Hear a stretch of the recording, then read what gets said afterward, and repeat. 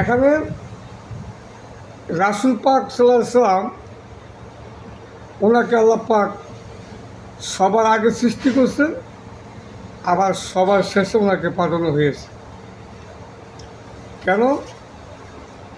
যে রাসূল সমস্ত নবীর নবী, আবার সমস্ত সৃষ্টির শ্রেষ্ঠ হলো রাসূল, অর্থাৎ রাসূলের নূরে কুল মাকলুকা সৃষ্টি।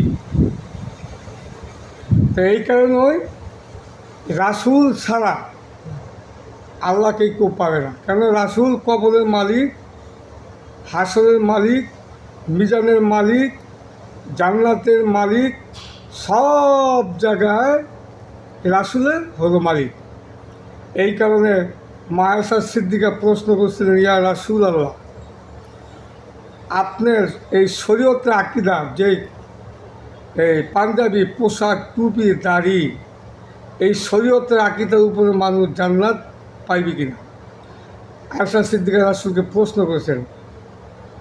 রাসূল পাক সাল্লাল্লাহু আলাইহি ওয়াসাল্লাম বলছে, আয়েশা সিদ্দিকা, মানুষ যদি সারা জীবনও নামাজ পড়ে, আমাকে ছাড়া কেউ জান্নাতে যেতে পারবো না যতক্ষণ পর্যন্ত আমি নবীর সুপারিশই না করব। এই কারণে রাসূলকে ভালোবাসতে হবে, আল্লাহকে ভয় করতে হবে। রাসূলকে ভালো না বাসলে আল্লাহকে কেউ পাবে না। ধন্যবাদ।